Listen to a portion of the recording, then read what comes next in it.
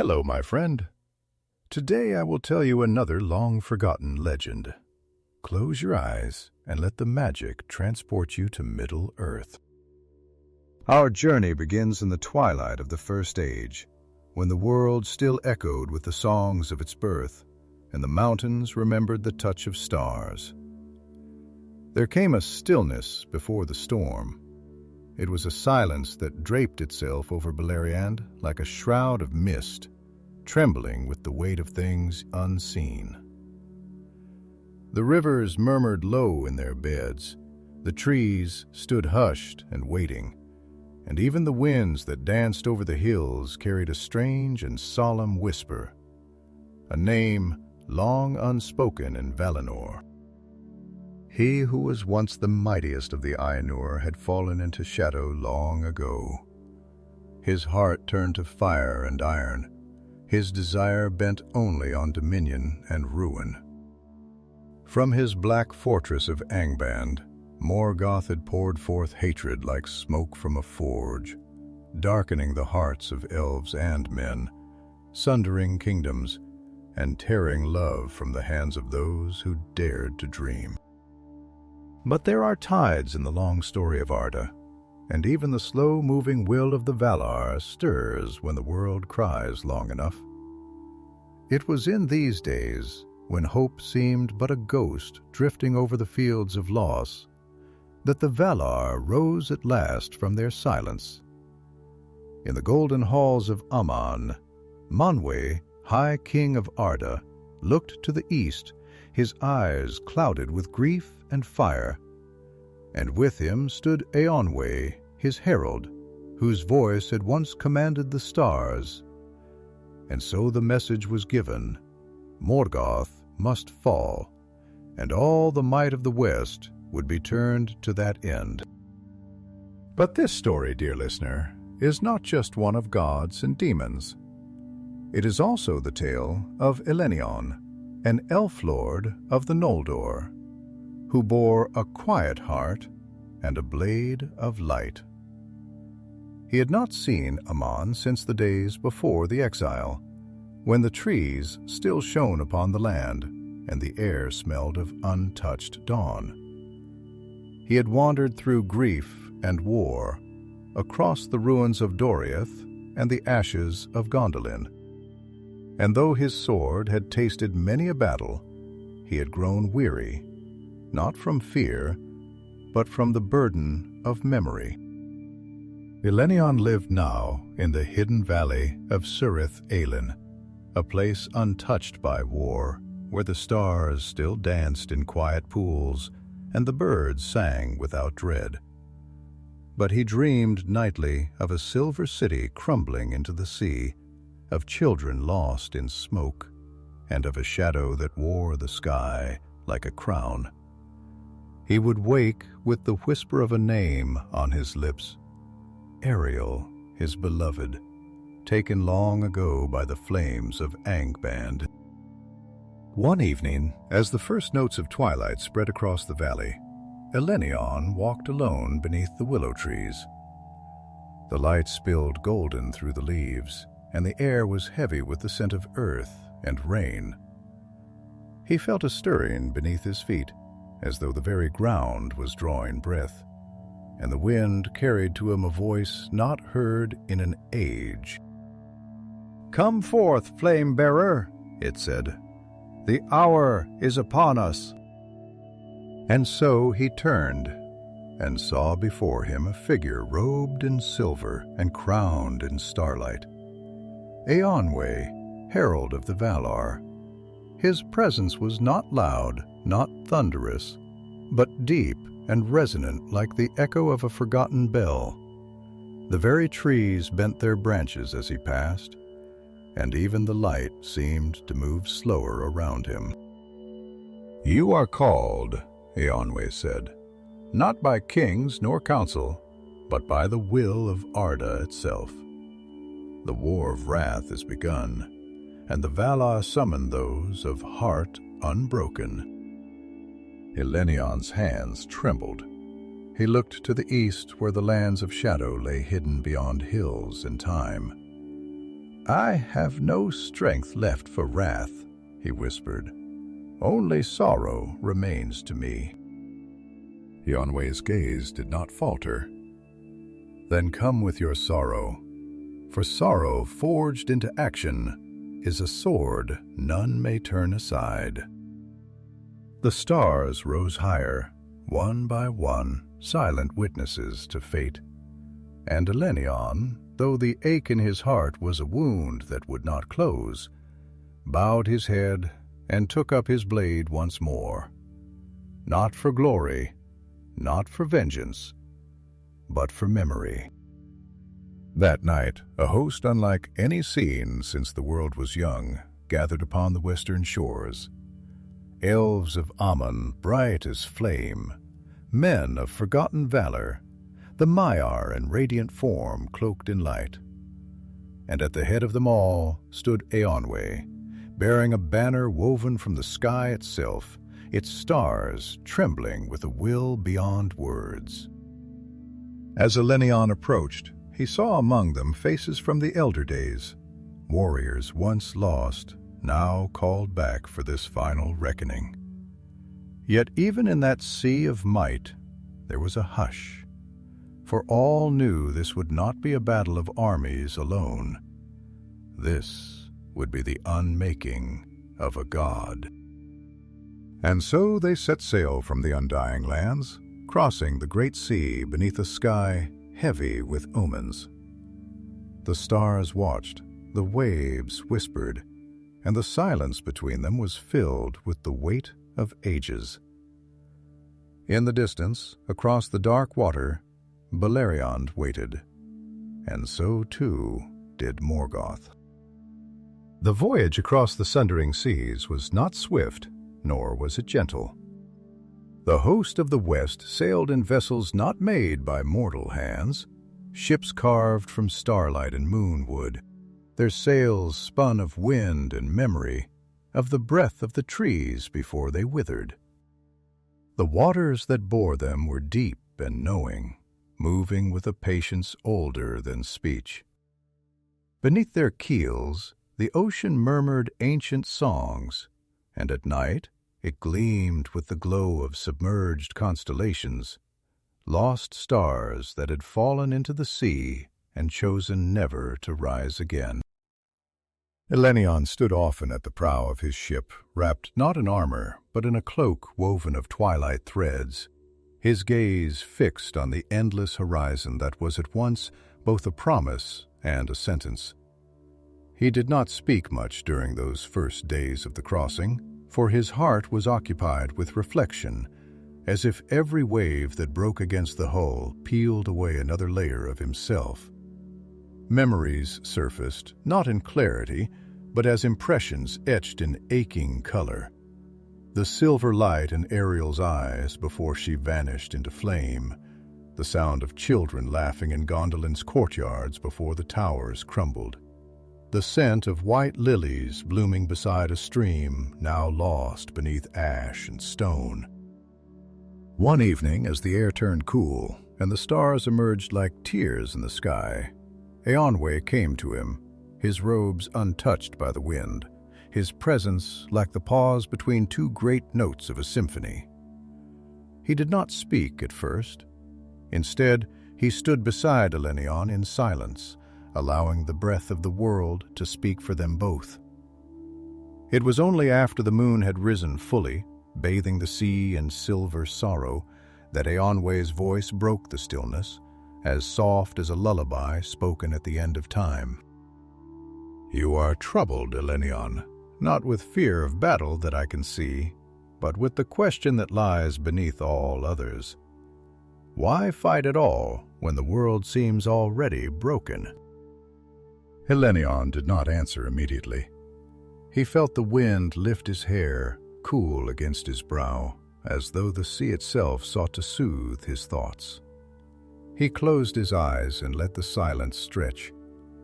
When he finally spoke, his voice carried the weight of long years, the weariness of one who had buried hope again and again and found the soil growing hard.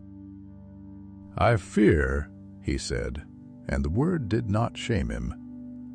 Not the blade, nor the fire, nor even the fall of mountains. I fear what comes after. For even if we succeed, if Morgoth is cast down, if the sky is cleared and the earth made whole, what then? Shall we sing songs of glory while the bones of the lost lie unmarked beneath the sea? Shall we build new towers atop old graves and call that peace? He turned to Eönwë, and his eyes, though weary, burned with a quiet, steady flame. My heart is a book of ruins, each page inked with a name I could not save. I do not fight for victory. I fight because if I do not, then their memories will vanish with me, and the silence will be all that remains. Eönwë's expression did not change, yet there was a deepening in his gaze, like a well drawing upon deeper waters. There is wisdom in sorrow, he said, though sorrow itself is a poor teacher. You are not alone in your doubts. Even among the Ainur we question. But do you not see that silence you fear? That void where memory dies? It is not conquered by might, but by witness. You carry their names. You remember their laughter. In you they live still. And so long as you stand, blade drawn not in rage but in remembrance, you become more than a warrior. You become a vessel for the light that Morgoth could never touch. The sea swelled around them, waves rising and falling with solemn grace, as if the waters themselves bowed in respect to those who spoke with such reverence. Far off, thunder rumbled, not from storm, but from the shifting bones of the world, stirred by the coming of wrath. Elenion sighed, and with it some small burden seemed to lift. He looked once more toward the eastern horizon, where the veil of mist grew thinner each day. Then let me be a vessel, he said, almost to himself. Let my sorrow be shaped into light. Let my blade speak the names of the dead, and let this war be the song they never had the chance to sing. The days grew shorter as they sailed farther east, and the sea darkened beneath their hulls. No longer did the waters reflect starlight so readily. They had become heavier, tinged with shadow, as if sensing the nearness of a poisoned shore. Faint shapes could now be seen in the distance, jagged cliffs that clawed at the sky, black clouds that roiled like thoughts unspoken. The coast of Beleriand, once a land of music and forests, now lay half-submerged, shattered by time and torment. When at last they reached the shore, the very earth seemed to groan beneath their feet. The sky was bruised, the land scarred. Trees stood like ghosts, their branches twisted in agony, their roots sunk deep into cursed soil. And upon that broken land the host of the Valar made ready. Eönwë's banner was raised, and its light pierced the clouds, casting long shadows that shivered and fled. Armies assembled, not with the clamor of conquest, but with the stillness of fate made manifest. There were elves of Valinor whose eyes had never known grief until now. There were men whose blood carried the echo of the stars, and there were spirits of fire and song clad in mortal guise, their presence too vast to look upon for long. But among them all, Elenion moved as a quiet flame. He did not shout, nor did he boast. Yet wherever he passed, others stood straighter, as though the sorrow he bore reminded them of what they stood to protect. On the eve of battle, he stood upon a ridge overlooking the plain where the first assault would fall. The wind tugged at his cloak, and the air smelled of iron and ash. He knelt and placed his hand upon the earth, feeling its pulse, slow, pained, but not yet stilled. "You remember," he whispered to the land itself. "You remember laughter, don't you? You remember love. Let that memory shield you, for tomorrow the wrath of the West shall come." And far below, beneath stone and fire, Morgoth stirred. The morning did not rise so much as drift into being, like the slow unfolding of an old memory. A veil of gray light spilling across the land, not warm, not bright, but heavy with portent, as though the sun itself hesitated at the edge of the world, unsure whether to lend its gaze to what was to come. The wind that crept across the plains of Anfoglath carried no bird-song, no laughter, no scent of blossom or green, only the dry, brittle breath of the wasted north, touched faintly by ash and rust, by the long sigh of a world that had endured too many laments. Elenion stood in stillness, his armor silent, unmarred, catching what little light there was in a dull gleam like moonlight on river stones. His hand resting lightly upon the hilt of his blade, as if even the act of gripping it too tightly would confirm the path he had not yet fully embraced. Around him the host of the West stirred, not with the thunderous chaos of lesser armies, but with a slow, resonant gravity, as though the land itself was preparing to speak through them, to pour its memory, its pain, its yearning for cleansing into the vessel of war. He did not move, not at first. He only breathed slowly, deliberately, and listened. Not to the murmurs of the soldiers, not to the creaking of leather and metal, but to the deeper music beneath all things. There was always a song, he had once told Ariel long ago, when the world was still full of color and hope, when stars had seemed close enough to touch. "There is a song," he had said to her as they lay in the grasses of Nevrast, the sky above them thick with fireflies, woven into the bones of the earth. A sorrowful tune, yes, but not without beauty. And I think it waits for someone to answer it.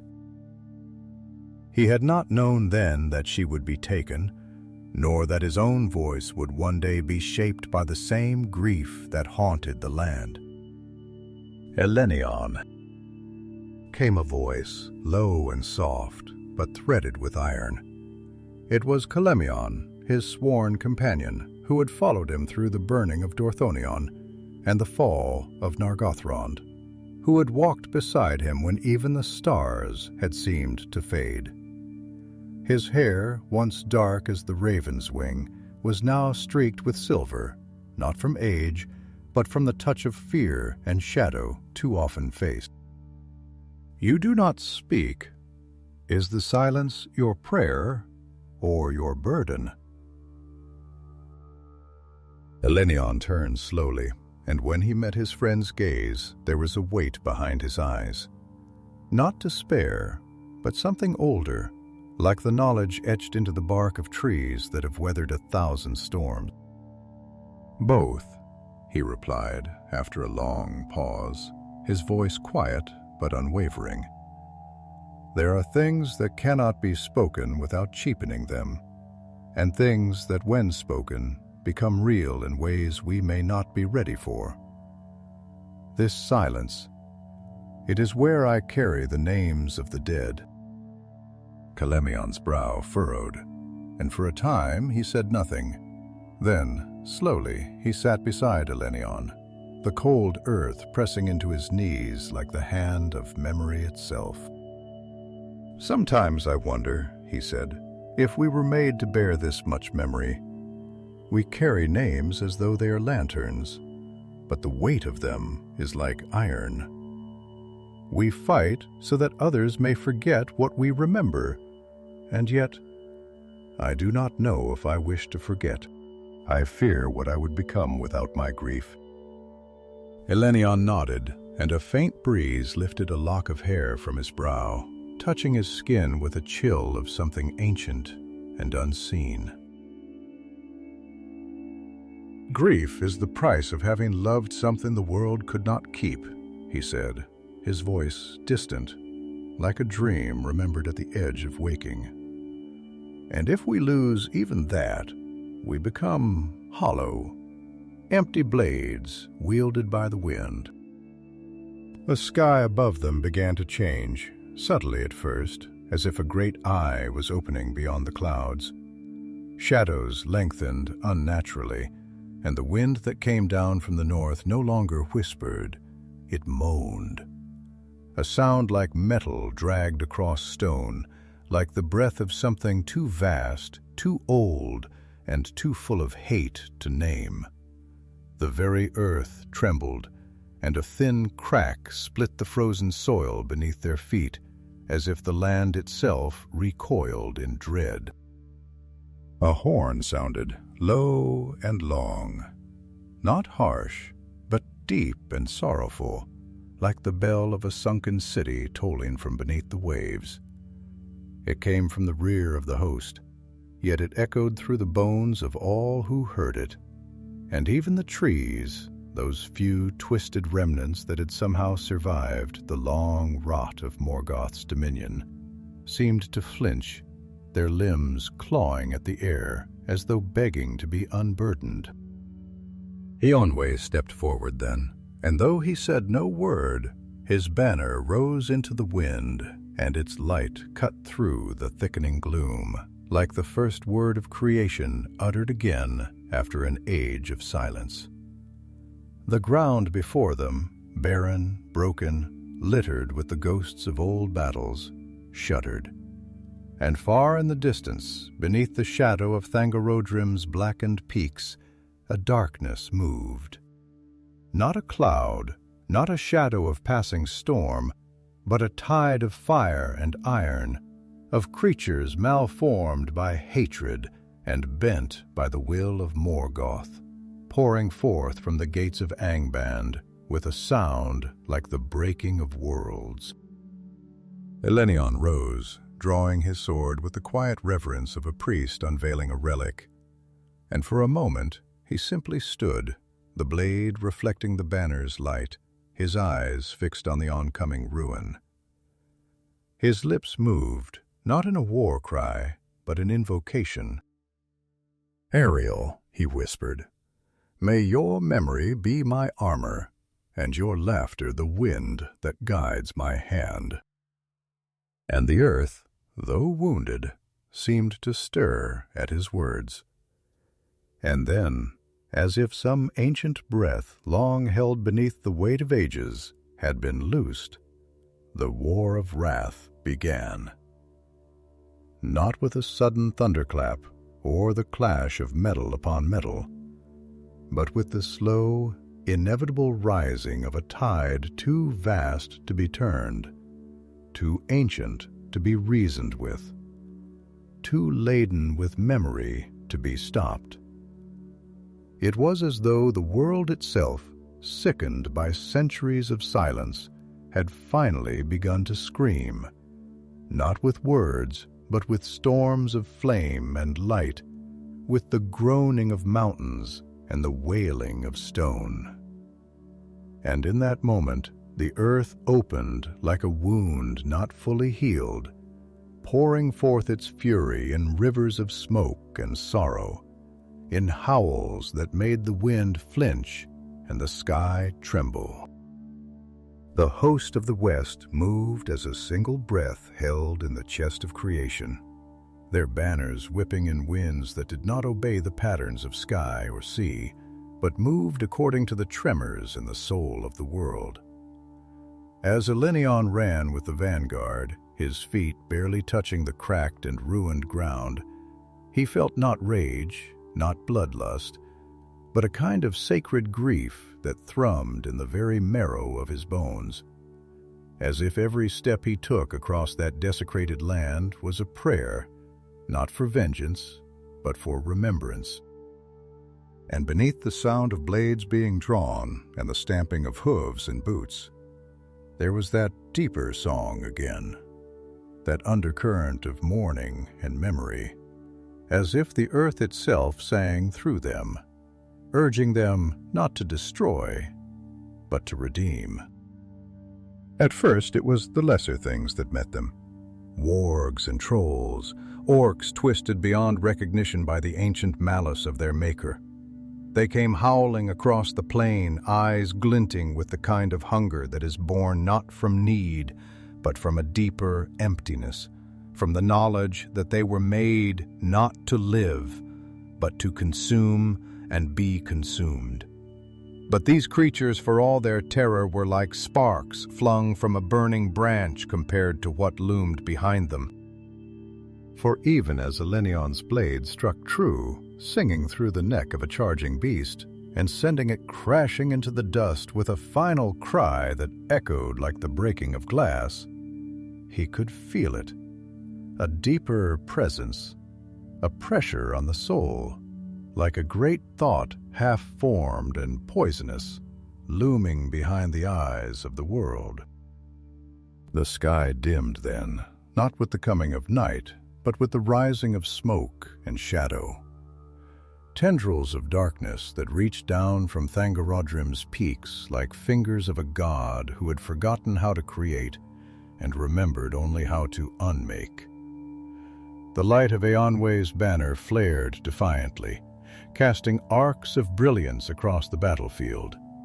But the shadow pressed ever closer, thickening the air until it clung to the lungs like grief, until it filled the mouth like ash. And Elenion, though he stood tall among his kin, felt for the first time not fear, but a kind of hollowing, a sense that he was no longer wholly himself, that the land was speaking through him now, that the voice in his heart was no longer his alone. It was then that the Balrogs came. They emerged not as mere warriors of fire and whip, but as living regrets cast in flame, as memories given terrible form. Their shapes flickered and twisted with every step, and though they bore the likeness of beasts, it was their eyes that truly wounded. Eyes that burned not with hatred, but with the agony of having once been something else, something better, something sacred. Elenion faltered as one approached, its presence bending the air around it, its steps searing the very earth into blackened glass. He saw in that moment not a monster, but a fallen star, a broken piece of heaven that wept fire instead of tears. "Do you see it?" Elenion cried beside him, his voice barely carrying over the roar of battle. "They are not creatures of darkness alone. They are what we could become if memory were stripped away, if light itself were chained and twisted and taught only to burn." Elenion's throat tightened, and his blade, though still steady in his hand, now felt heavier, as though burdened not only with the weight of steel, but with the weight of history. "Then we must be their answer," he murmured, "not their mirror." And with that he surged forward, his feet finding rhythm with the heartbeat of the land. His strikes guided not by anger, but by sorrow, by the aching need to speak in the only language the broken could still understand. Resistance, remembrance, redemption. He met the Balrog's lash with a cry not of fury, but of longing, a cry that called not for blood, but for healing, even in the act of battle. The flames licked at his armor, peeling away its shine, searing through the edges of his cloak. But still he pressed forward, blade dancing like a whisper between the spaces where fire turned to silence. He did not win, not truly. The Balrog fell, yes. Its body shattered, its flame dispersed into the sky like a dying breath. But Elenion was not untouched. His spirit felt scorched, as if he had looked too closely into the heart of uncreation and seen himself reflected there, thin and flickering, barely held together by will alone. He fell to one knee, gasping, and the earth beneath him felt warm, not with heat, but with mourning. The wind shifted, and in the distance, beyond the smoke and ruin, there rose a cry. Not from the mouths of men or elves, not from the hosts of the west or the foul legions of the north, but from the mountain itself.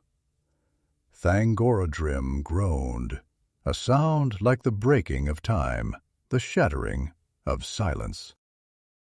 And then, through the gloom, through the boiling black clouds, something vast and terrible stirred. Wings that blotted out stars, scales black as despair, eyes like twin eclipses, devouring all light.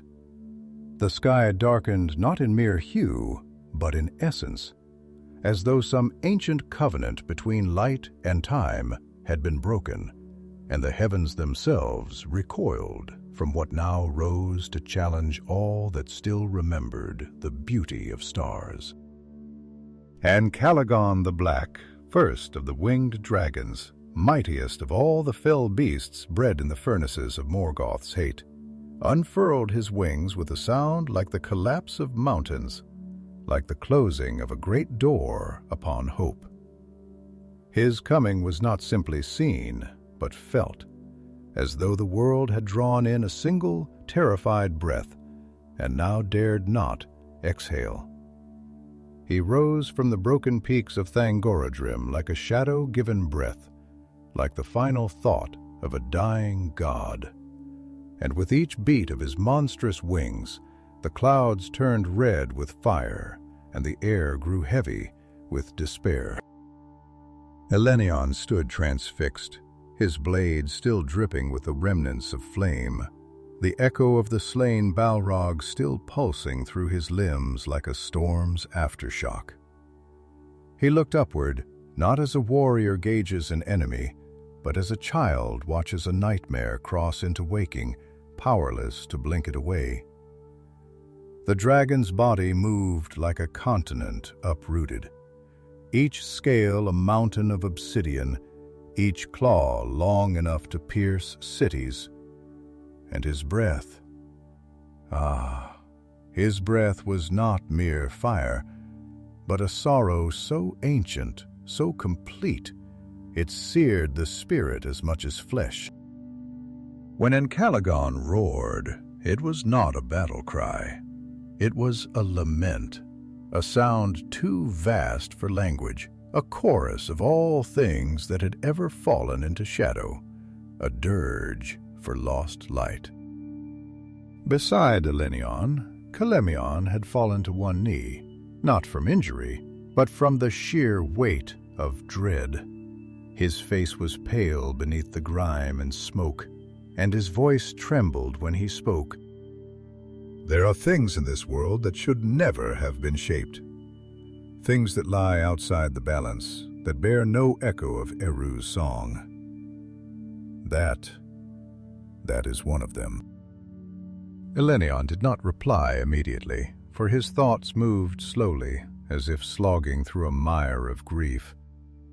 When he finally spoke, his voice was low, not with fear, but with awe, touched by sorrow, as if he were witnessing the death of a star. And yet it was shaped, not by chance, not by need, but by will, a will that sought not creation, but dominion. Morgoth did not build this creature to live, only to conquer, to smother the sky itself. Ancalagon is not a being. He is an idea made flesh. The idea that strength is the only truth, that fear is the purest bond. Culminates turned his gaze upward, his eyes narrowing against the heat and smoke. "How do you fight an idea?" he asked, not in challenge, but in weary philosophy, as though asking the night itself for counsel. "How do you strike against something so vast, so rooted in the bones of the world, that even time bows before it?" Elenion let out a slow breath, the air catching in his lungs like the whisper of dying leaves. "You don't destroy it," he said at last. "Not completely. But you stand before it, even so. You meet its fire with memory, its claws with the names of those you've lost. You let it know that you remember what it seeks to erase. That is the defiance it cannot understand." And even as they spoke, Ancalagon descended, vast wings sweeping across the plains of Anfauglith like veils of unmaking. He did not fly as a bird does, nor even as a beast. He moved as if the sky had been broken, as if gravity had bent itself in service to his will. Lightning split the clouds above him, not with light, but with veins of darkness, and the wind that trailed in his wake tore trees from the earth and sent whole swaths of the battlefield spinning into chaos. The host of the West rallied, not with panic, but with grim resolve. Eönwë raised his hand, and from it leapt a beam of light so pure, so fierce, it carved a path through the smoke like the memory of dawn. Around him the Maiar unfurled their true forms, beings of light and music and purpose, their voices rising in countersong to the dragon's scream, a harmony woven not of domination, but of healing, of remembrance, of all the quiet acts of beauty the world had ever dared to whisper. But even that light trembled in the shadow of Ancalagon, for he was not merely a beast of fire. He was the crown of Morgoth's vengeance, a weapon forged not of steel or spell, but of unrelenting will.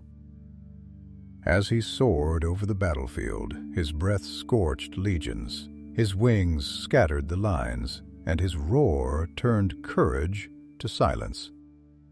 Elenion saw warriors he had known for centuries, stalwart captains of the Noldor, hunters of the woods of Osiriand, singers of lost Doriath, cast to the wind like petals in a storm.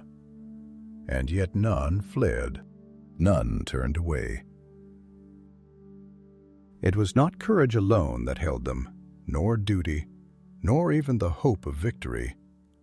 It was memory, the deep, aching truth that if they did not stand here now, beneath the shadow of what should not be, then all that had been good, all that had been sung or made or loved, would be unremembered. And so Elenion, though the skin of his face blistered in the heat, though his knees shook and the smoke clawed at his lungs like a living thing, lifted his sword once more and stepped into the wind. The ground quaked beneath him, and fire rained from the sky. But the stars above did not blink away. They held, faint and distant but unwavering, like the eyes of the forgotten watching from the edges of time. And Elenion, though he knew he was no match for what loomed above, whispered to those stars. "For you," he said, "who lit the path when the sun was lost. For you who sang in the dark. For you who dared to love in a world such as this. I will not kneel." And the wind, though wild and full of ruin, seemed for a moment to hesitate, as though it too remembered. Nightfall did not come gently.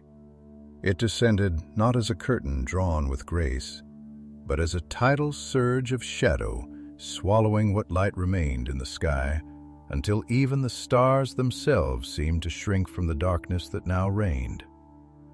The clouds, no longer mere mist, but molten seams of thunder and fury, churned with a lightless fire, as if the heavens themselves had grown angry and old, weighed down by the burden of too much grief, too many unwept sorrows. The land, ever a mirror to the soul, responded in kind. The fields of Anfauglith, once wind-swept plains where the grass had once whispered in golden tongues, now lay trampled and blackened. The soil broken open like an old wound, spilling not blood, but the silence of things that had forgotten how to grow. The host of the West had scattered, not into disarray, but into a solemn defiance. Formations reknit themselves like the weaving of threads pulled taut across a loom of fire. From the ridges of the north came the cries of the Vanyar, voices like starlight cast into sound, singing not of war, but of remembrance, of the light that even Morgoth could not fully unmake. From the east, the banners of men rose, torn and scorched but unbowed, their captains bearing torches against the gloom, not to see, for their eyes had grown accustomed to the dark, but to proclaim that they would not be unseen. And in the center, beneath the trembling shadow of Ancalagon's wings, stood Elenion, his blade still lit by the fading echo of Eönwë's flame, his heart a quiet ember wrapped in the long cloth of memory.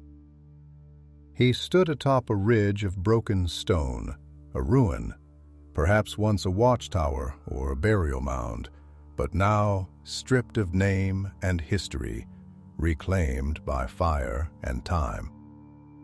And as he looked upon the battlefield, where dragons writhed like living avalanches and balrogs surged in silence, where light and shadow met not in chaos, but in a terrible holy order, he spoke aloud, not to Calamion, who knelt nearby, tending to a wound that bled both blood and thought, but to the air itself, to the space between things, where words find their truest shape.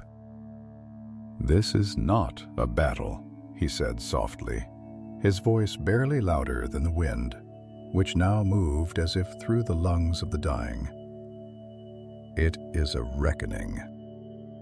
Calamion looked up, the edges of his face lit by the glow of distant fire. He said nothing, but his eyes asked the question his voice could not. Elenion turned to him slowly, his gaze as distant as the stars, though his feet remained fixed to the broken stone. "We speak of good and evil as if they were banners easily carried," he said, "as if the world were a board, and we the pieces upon it. But look around you, my brother, not at the fire, not at the ruin, but at what still remains. There in the arms of the fallen elf who yet shields the body of a child, there in the torn cloak a soldier wraps around a friend, dying too slowly to scream. There is no banner for that, no glory, only truth. That to love in a world bent on unmaking itself is the rarest courage." Calamion's breath caught. "And is that enough?" he asked. "To stand here, blade in hand, heart full of names and dreams, while the sky cracks open and a dragon dark as time itself blots out all light. Is that truly enough?" Elenion did not answer at once, for the question deserved more than words. It deserved silence first, and thought. He walked a few paces to the edge of the ridge, where the wind rose stronger now, thick with a scent of scorched iron and torn earth, and there he knelt, placing his hand upon the stone. The rock was warm, not from the heat of flame, but from memory. He felt it pulse faintly beneath his fingers, as if it remembered too, the weight of the tower it once bore, the echo of song, the tread of feet that believed in things long forgotten. He closed his eyes and let that memory wash through him, not as a vision, but as a knowing. "It must be," he said at last, rising to his full height, "because if it is not, if love and memory and the quiet strength to endure are not enough, then we are already lost, and all that follows is but the falling of ashes." Elenion, though tears welled in his eyes, nodded slowly. "Then let us burn brightly," he whispered, "for as long as we are able." And from the heart of the storm the dragon came again. Ancalagon swept low, his wings beating a rhythm older than speech, older than the hills, his breath scouring the ridge with a fire so hot it turned air to liquid. Yet Elenion did not flee. He stood, blade raised, not as a warrior, but as a flame refusing to be quenched, as the last note of a song defying silence. And from behind him voices rose, not in command, not in order, but in harmony. They sang, low at first, broken, uncertain, but true. A song in Quenya, old as the stars, telling not of war, but of a tree beneath which lovers once met, of a harp that played itself when the moon was full, of a child who once, long ago, laughed beneath the sun. It was not a song to defeat a dragon, but it was not meant to be. It was meant to remember. And in that remembering, the wind turned just slightly, the clouds thinned just faintly, and the stars, distant though they were, watched. There is a moment suspended between the fury of a storm and its inevitable collapse, when time seems to hesitate, when the sky, heavy with the weight of too much sound and too little silence, trembles upon the edge of becoming something else. That was the moment in which Elenion now stood, blade lifted not as a challenge, but as an offering, a gesture less of war than of testimony, as though to say, "I have seen beauty even here, and though it burns, I will not let it be forgotten." Asterisk. Ancalagon the Black, ancient and immense, circled once above the battlefield, his vast wings stirring gales that bent trees like grass and sent whole regiments stumbling like petals torn from a dying bloom. The heat of his presence warped the very light, curling the edges of perception like paper near flame, and the sky above him grew darker still, not with the absence of sun, but with the imposition of a force so absolute, so rooted in the desire to silence rather than to speak, that it seemed to pull the world inward toward itself, collapsing meaning into void. But below him the song had not ceased. The voices of the host rose now, not in unison, but in communion, a harmony not imposed but found, each note a choice, each word a defiance. And their melody, delicate as the fall of leaves, yet stubborn as the roots that grip beneath stone, reached into the storm and held it, not with strength, not with power, but with the quiet authority of memory. They sang not of victories, but of gardens left untended, of rivers that once ran clear and full beneath the moon, of hands held in the last light of a sunset that would never return. And in the singing there was grief, yes, but also a kind of joy that grief cannot erase, a joy born not of circumstance, but of truth, that life had once been and might still be again. Elenion stood at the heart of it all, not as a commander nor a hero, but as a single voice made flesh. And as Ancalagon descended, the force of his coming drawing the very air into a vortex of heat and shadow, Elenion turned inward, not to escape, but to remember. He remembered Ariel, her eyes like the light of Telperion reflected in a bowl of still water, her laughter echoing through the marble halls of Vinyamar, her touch like a promise spoken too softly to last. He remembered the moment she died, not with clarity, but with weight, a memory that had no shape, but whose presence had shaped everything. And he spoke aloud, though the wind stole most of his words. "I never believed that death was the end," he murmured, his voice raw with the tenderness of wounds that never healed.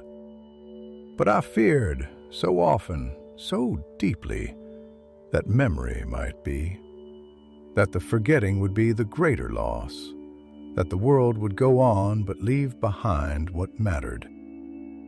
The wind seemed to pause just briefly, as if even it was listening. "So I stand," he said, louder now, steadier. "Not to win, not to survive, but to remember aloud, to give form to what was lost, to say with every breath that we were here, that we loved, that we tried." And as Ancalagon struck, his wings folding into a dive so fast and brutal it tore the clouds into spirals and sent fire hurtling down like the tears of a wrathful god, the world seemed to break. The mountain crumbled first. Thangorodrim, which had stood since the days of the great lamps, shuddered like a colossus whose spine had cracked. Stones split with a groan that echoed across the sea, and the sky above it filled with dust and flame. The dragon, vast beyond reckoning, collided not with a man, nor a blade, nor even with a spell, but with the will of the world itself, the defiance of stars that had watched since the beginning, the breath of the earth that refused to forget, the song of a people who refused to die quietly. Then, far above, the host rose in a pillar of light, and his hand reached not for a sword, but for truth. He did not strike Ancalagon down. He unveiled him. The light he summoned was not blinding, not burning.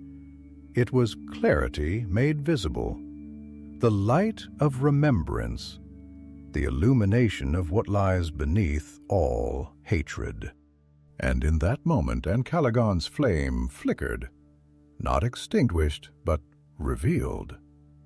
And in that moment, those who looked closely saw not only a beast of ruin, but a soul long ago broken, long ago twisted. A Maya taken and reforged until it remembered nothing but pain. And then he fell. The dragon's body struck the mountains like a second sundering. The peaks shattered beneath him, and the fires that rose were not wrathful, but cleansing, as though the land itself wept, and in weeping began to heal. Silence followed. Not the silence of absence, but the silence of something completed. A breath finally released. Elenion sank to his knees, his blade falling beside him with a dull thud, its light dim not from defeat, but from rest. Calamion came to him, his face streaked with ash and tears, and blood that was not all his own. He did not speak, not yet. He only placed a hand on Elenion's shoulder, grounding him as if to say, "You are still here, and that is enough." Asterisk. And slowly, slowly the stars returned. Not all at once, and not in brilliance, but as pinpricks of silver in a sky still heavy with smoke. And they did not shine with triumph, but with witness. And from the lips of one soldier, then another, the song resumed, quieter now, but still true. Dawn broke not in triumph, but in quiet wonder, as though the sun itself had approached the edge of the world with reverence, peering gently over the horizon, as one might lift the veil from a sleeping face, afraid not to wake, but to disturb something sacred. The light that came was not golden, not radiant, but soft, an amber hush that spilled across the broken plains of Beleriand like balm upon a wound too long left untended. Smoke still rose in curling fingers from the sundered peaks where Ancalagon had fallen, and the winds that swept across the battlefield were cooler now, tinged not with the scent of ash and blood, but with the barest trace of salt and green, of a sea that dreamed still, and of distant forests remembering the song of leaves.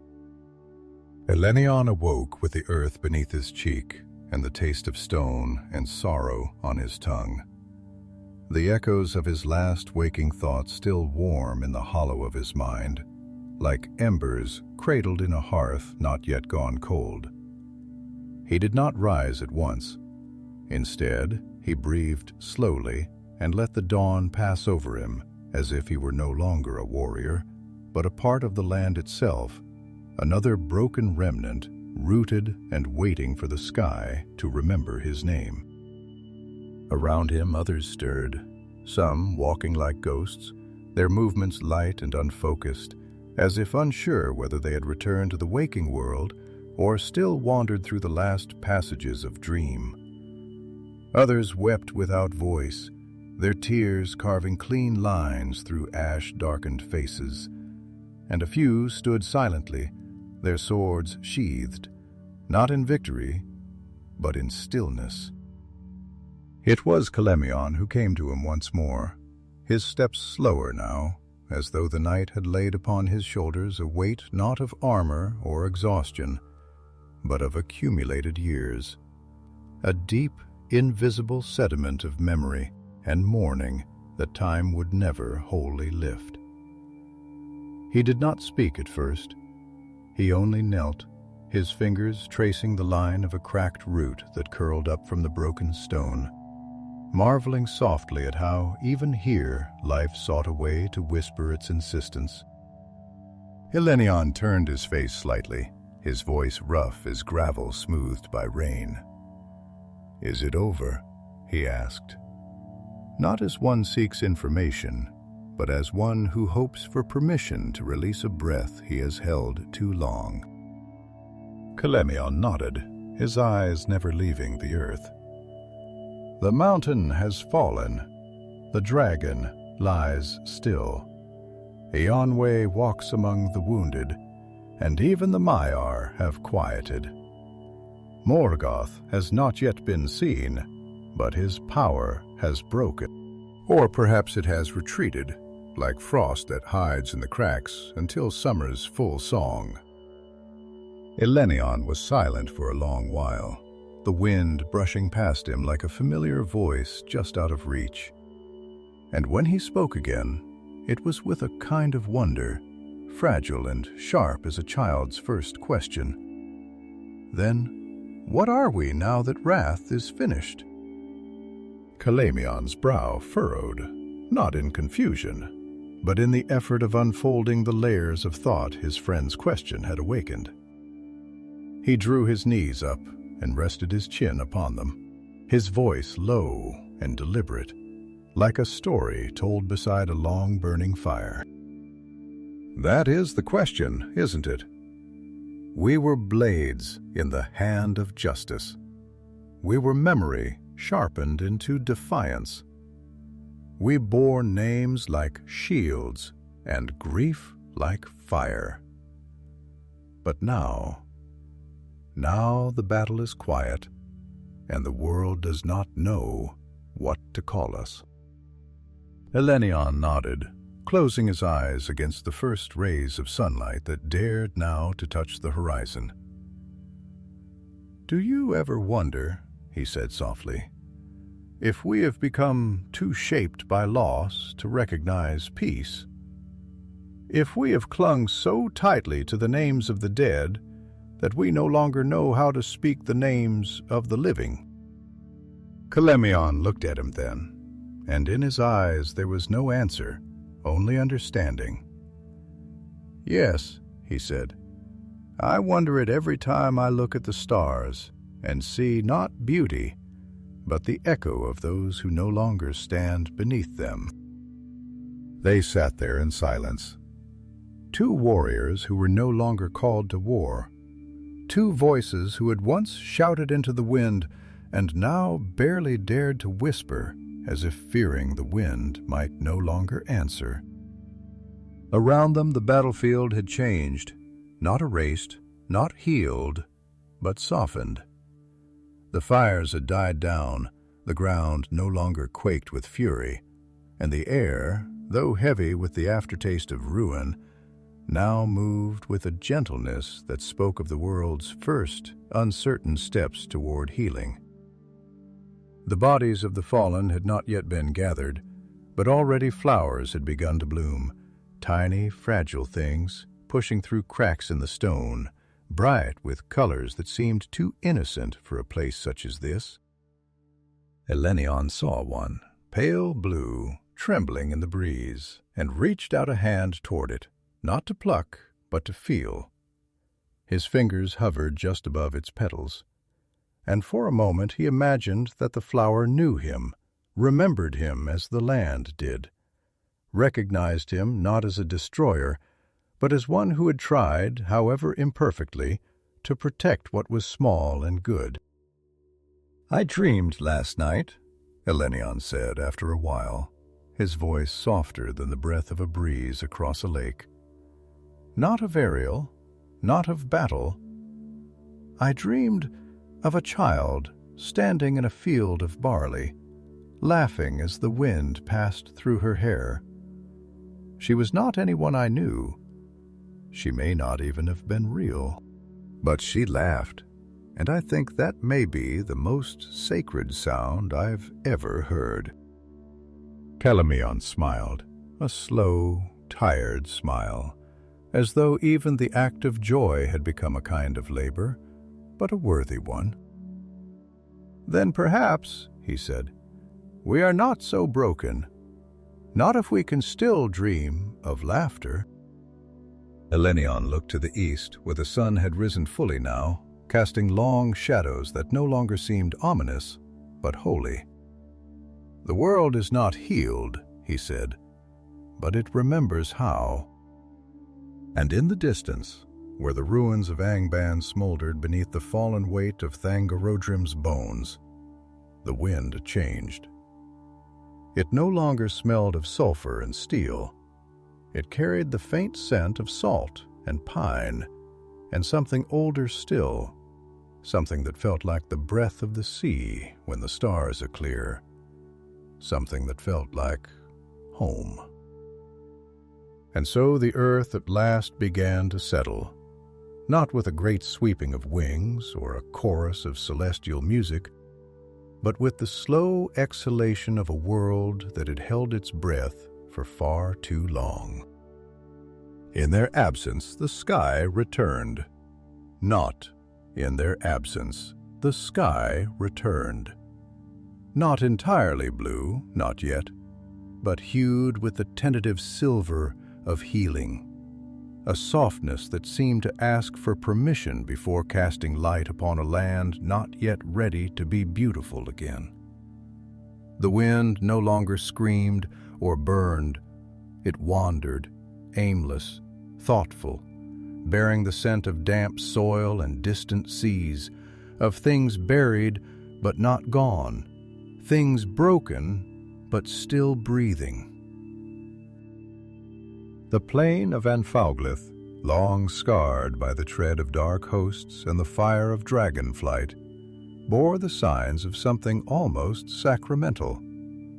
Scorched ridges now held pools of still water where once there was only dust. And these new lakes reflected the skies above with such clarity that it seemed the stars themselves had come down to rest within the wounds of the world. Trees, shattered and stripped bare, had not yet died, and their roots stretched cautiously beneath the blackened crust of the earth, seeking memory in the soil, whispering songs only the deep places could hear. And among them walked the victors, if such a word could still be used, slowly, reverently, as if treading through a dream that had not yet decided whether to end in hope or sorrow. Elenion walked without armor now. He had set it aside, not in triumph, but as one lays down a book at the end of a long reading, when the tale has moved from fire to silence, when the hands no longer need the weight of steel to remember their purpose.